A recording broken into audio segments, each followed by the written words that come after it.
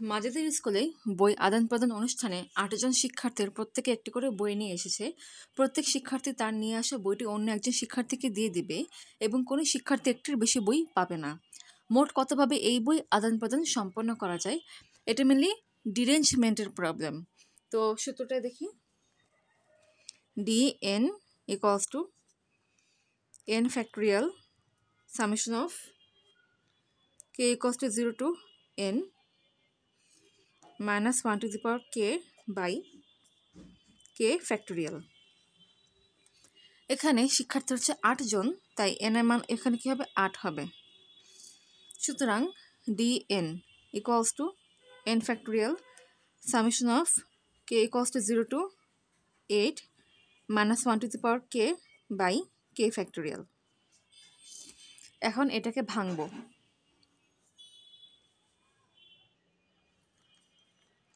equals to 8 factorial into, যখন k এর মান 0 তখন বসবে minus 1 to the power 0 divided by 0 factorial। এই সামেশনের জন্য প্লাস সাইন, এরপর k এর মান যখন 1 তখন এক্ষেত্রে বসবে minus 1 to the power 1 by 1 factorial। সামেশনের জন্য প্লাস সাইন, এরপর k এর মান যখন 2 তখন বসবে minus 1 to the power 2 divided by 2 factorial plus dot dot dot. এখানে k এর মান হবে 8 পর্যন্ত, অর্থাৎ সবশেষে আসবে minus 1 to the power 8 by 8 factorial। dn equals to 8 factorial। এখন এদেরকে ভাঙি, এটা হচ্ছে 1 by 1, 1 by 1 মানে হচ্ছে 1। কোনো সংখ্যা এরপর পাওয়া যায় 0 হয়, তার মান সবসময় 1 হয়। আচ্ছা, minus 1 to the power 1, যেহেতু এখানে অড পাওয়ার তাই এক্ষেত্রে মাইনাস আসবে minus 1 by 1। এরপর minus 1 স্কোয়ার মানে হচ্ছে প্লাস 1 by 2 factorial। এরপর হবে minus 1 by 3 factorial, এরপর হবে plus 1 by 4 factorial, minus 1 by 5 factorial plus 1 by 6 factorial minus 1 by 7 factorial plus 1 by 8 factorial। এটা আবার বলছি 8 factorial into 1 minus 1 by 1 plus 1 by 2 factorial minus 1 by 3 factorial plus 1 by 4 factorial minus 1 by 5 factorial plus 1 by 6 factorial minus 1 by 7 factorial plus 1 by 8 factorial। এখন এটাকে যে totally হিসাব করা হয় তাহলে মান পাওয়া যায় হচ্ছে 14833। অর্থাৎ সেই অনুষ্ঠানে মোট 14,833ভাবে বই আদান প্রদান করা সম্ভব, যেন কোনো শিক্ষার্থীর কাছে একটির বেশি বই না থাকে। তাই 1 নং কোশ্চেনের জন্য অ্যান্সার হচ্ছে 14,833। এখন 2 নং কোশ্চেনটা দেখি। 2 নং কোশ্চেনটা এখানে লেখার একটা উদ্দেশ্য আছে, কারণ এটাও সেম মেথডে সলভ হবে এই প্রবলেমটা। আচ্ছা, 2 নং কোশ্চেনটা পড়ছি। যদি পরীক্ষায় 6টি প্রশ্ন এসেছে, জ্যোতির পরীক্ষা 6টি প্রশ্ন এসেছে এবং তার কাছে 6টি প্রশ্নের উত্তর আছে, কিন্তু সে জানে না কোন প্রশ্নের উত্তর কোনটা। প্রতিটি প্রশ্নের পাশে তার কাছে থাকা 6টি উত্তরের মধ্যে সঠিক উত্তরটি লিখলে সে 1 নম্বর করে পাবে। ওই পরীক্ষায় শূন্য পাওয়ার সম্ভাবনাকে এ বা বি আকারে প্রকাশ করা যায়, যেখানে a, b সহমৌলিক, a + b এর মান নির্ণয় করো। যদি পরীক্ষা শূন্য পেতে হয় তাহলে কোনো প্রশ্নের উত্তর কিন্তু সঠিক দেওয়া যাবে না, অথবা এটা একটা ডিরেঞ্জমেন্টের প্রবলেম। এক্ষেত্রে ডিরেঞ্জমেন্ট হলো এমন এক ধরনের বিন্যাস যেখানে কোনো উত্তর সঠিক প্রশ্নের স্থানে বসানো হয় না। তো এখন সরাসরি সলভিং করছি। আচ্ছা, dn equals to n factorial summation of k equals to 0 to n minus 1 to the power k by k factorial। এক্ষেত্রে n এর মান হবে 6। সুতরাং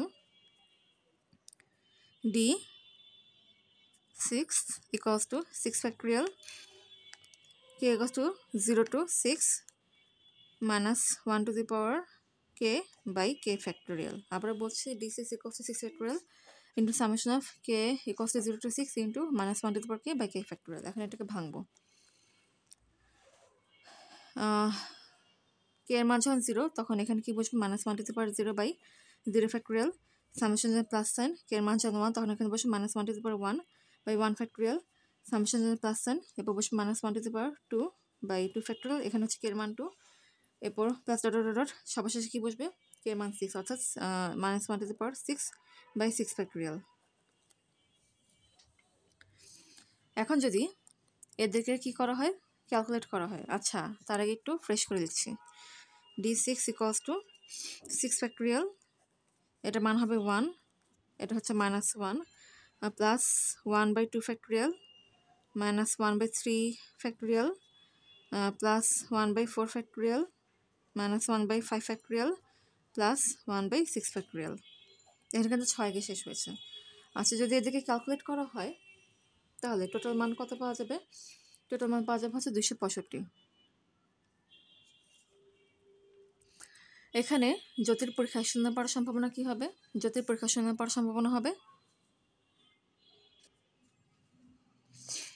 d6/6 factorial equals to 265/6 factorial, এর মান হচ্ছে 720।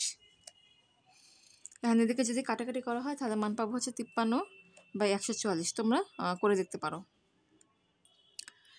এখানে মূলত্বপূর্ণ হচ্ছে 5 সাথে কাটাকাটি করা হয়েছে এবং কোশ্চেনে বলেছে যে জ্যোতির হচ্ছে পরীক্ষা 0 পাওয়ার সম্ভাবনা হচ্ছে a/b।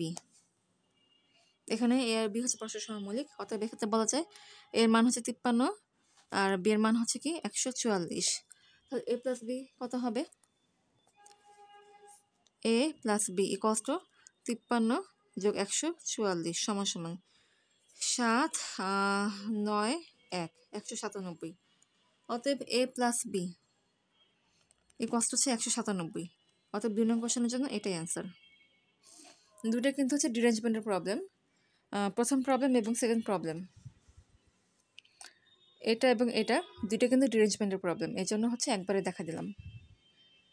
কারণ সলিউশন মেথড সেম, দুটোরই সেম, কোশ্চেন ভিন্ন বাট সলিউশন মেথড সেম।